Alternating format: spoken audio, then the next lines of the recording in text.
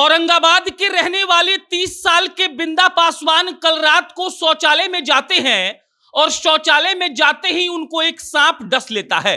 बिंदा पासवान चिल्लाते हुए शौचालय से बाहर निकलते हैं और उसके बाद उनके परिजन जो करते हैं वो सुनकर आपको भी लगेगा कि देखिए, हिम्मत ऐसी ही होनी चाहिए और अपने आदमी को बचाने के लिए लोग किस हद तक जा सकते हैं, इसका भी उदाहरण आपको समझ में आएगा।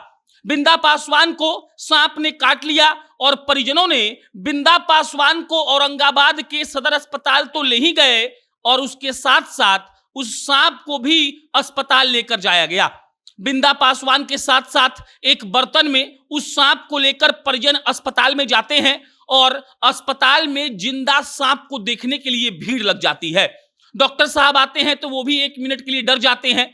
वो उनको समझ नहीं आ रहा था कि पेशेंट को देखें कि सांप को देखें, और परिजन इस बात के लिए एकदम से आश्वस्त थे कि हम सांप लेकर आए हैं, डॉक्टर साहब सांप को देखेंगे और वही वाला एंटी वेनम इंजेक्शन हमारे आदमी को दे देंगे और हमारा आदमी ठीक हो जाएगा।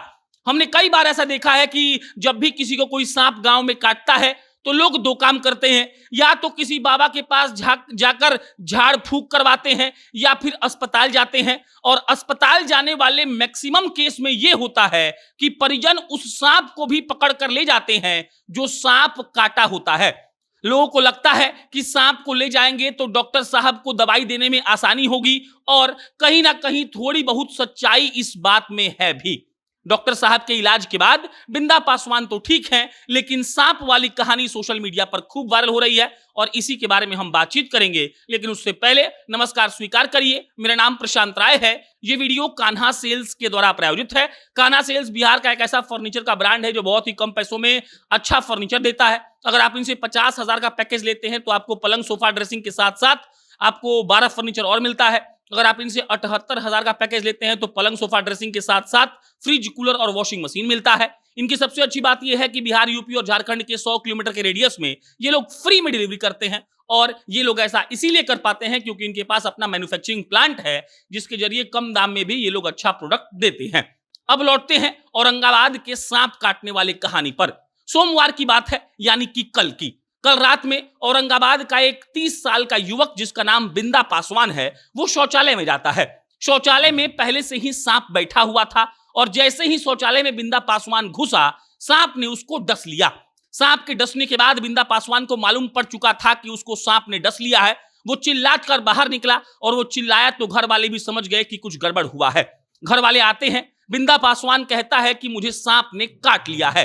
घर वाले आओ देखते हैं न ताओ, बिंदा पासवान के साथ साथ उस सांप को भी उठाते हैं, एक बर्तन में डालते हैं और सांप को लेकर वो लोग चले जाते हैं औरंगाबाद के एक सदर अस्पताल में।